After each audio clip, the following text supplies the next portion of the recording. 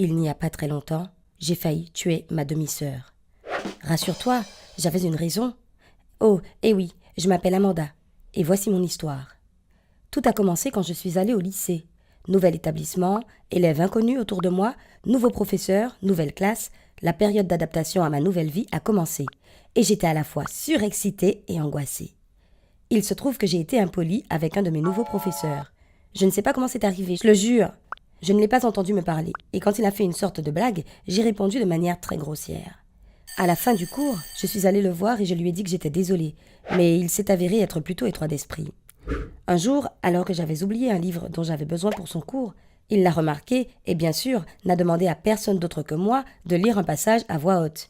Je commençais à peine à chercher une excuse pour m'en sortir quand soudain de l'aide est venue de la table à côté de moi. Une fille qui était assise là m'a donné son livre et m'a dit « Merci beaucoup de me l'avoir prêté ». Je me suis vite laissé prendre au jeu, comme si c'était mon propre livre. Le professeur devait s'en mordre les doigts et j'ai très bien lu à voix haute. Après le cours, j'ai parlé à la fille qui m'a aidée. Elle s'appelait Rose. On n'est pas vraiment devenus les meilleurs amis, mais elle est devenue l'une de ces personnes à qui j'aimais parler à l'école. On s'entraidait dans nos études, on s'arrêtait pour bavarder dans les couloirs et on s'asseyait même ensemble à la cafétéria. J'aimais bien Rose et je peux dire qu'elle m'a beaucoup aidée à m'adapter à mon nouvel environnement. Par la suite, ma vie a été paisible et calme jusqu'à ce que ma mère m'annonce qu'on l'avait demandée en mariage. Ma mère est un peu vieille et je ne savais pas qu'elle sortait avec quelqu'un. Il ne lui apportait jamais de fleurs et n'allait jamais au cinéma avec elle. C'est juste que ma mère a rencontré un homme, ils sont tombés amoureux l'un de l'autre et comme ils étaient tous les deux adultes, ils ont décidé d'entrer tout de suite dans une relation sérieuse. Je ne m'y suis pas opposée. Mon père a déménagé dans un autre état après leur divorce et on ne se voyait pas beaucoup. Alors je n'avais rien contre le fait d'avoir un beau-père. Ma mère a préparé un super dîner pour que l'on puisse tous se rencontrer. Et il s'est avéré que j'aimais bien le nouveau compagnon de ma mère. C'était une personne calme et gentille, et je trouvais qu'il avait beaucoup en commun avec ma mère. Il avait aussi une fille de mon âge. Elle devait se joindre à nous quelques heures après le dîner, et j'avais hâte de la rencontrer. J'étais le seul enfant de la famille, et je pensais que ce serait très cool d'avoir une demi-sœur. Surtout une sœur adulte, avec qui je pourrais être amie, et qui n'aurait pas besoin qu'on s'occupe d'elle, comme c'est souvent le cas quand on a de jeunes enfants dans la famille. Tu imagines ma surprise quand Rose est apparue à la porte? Oui, c'était la fille du compagnon de ma mère. J'ai été vraiment surprise et même heureuse de la voir. Dès que Rose est entrée dans le salon, je me suis précipitée pour l'embrasser. Mais, pour une raison que j'ai pas comprise, elle a reculé et m'a même fait un regard méchant. Toute la soirée, elle n'était pas du tout la Rose que j'avais connue à l'école. Elle était calme, mais manifestement de mauvaise humeur. Je ne savais pas ce qui se passait. J'étais certaine qu'elle aurait été aussi heureuse de cette coïncidence. Le lendemain, j'ai donc commencé à chercher Rose à l'école, mais elle semblait m'éviter. Elle ne s'est même pas présentée à la cafétéria, devinant probablement que j'allais essayer de la retrouver.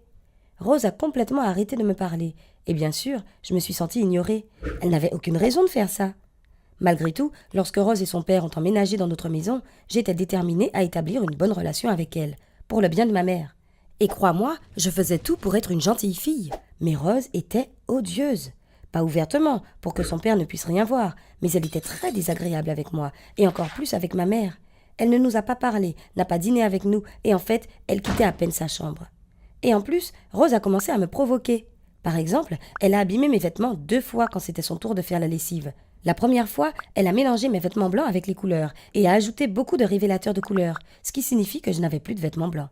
La deuxième fois, elle s'est trompée dans la température et le cycle de séchage, et mon jean a rétréci de 2 tailles.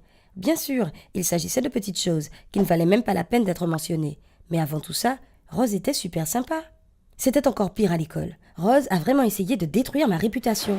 Ma demi-sœur a répandu la rumeur selon laquelle j'avais l'habitude de voler de petites choses de temps en temps. Il n'y avait aucune preuve, bien sûr, mais j'ai remarqué que mes camarades de classe étaient tendus en ma présence et gardaient un œil sur leurs affaires. Rose me critiquait aussi tout le temps dans le cours de ce professeur qui ne m'aimait pas.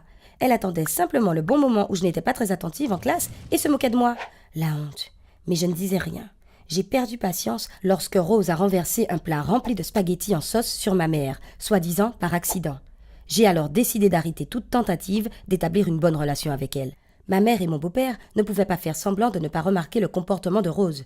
Puis, je les ai entendus dire qu'ils allaient se séparer. Et ça m'a rendu dingue. J'ai attrapé Rose dans le couloir. Je l'ai emmenée de force dans ma chambre où je l'ai poussée contre le mur. J'étais prête à la massacrer. J'étais très, très en colère. Je l'ai même brutalement prise par les épaules et je l'ai secouée en lui demandant une explication. Rose semblait prête à se battre, mais soudain, elle s'est mise à pleurer. Toute ma colère s'est dissipée à ce moment-là, et Rose m'a tout raconté. En fait, ses parents n'avaient pas divorcé comme les miens.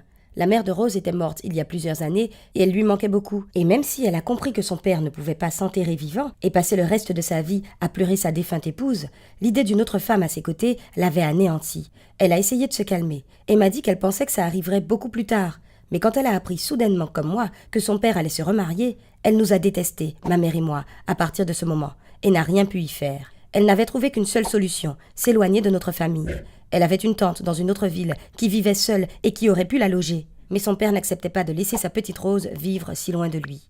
Tu sais, cette conversation m'a aidé à voir Rose sous un autre angle. Bien sûr, je n'approuvais pas ce qu'elle avait fait, mais j'ai essayé d'imaginer comment je me serais comportée à sa place.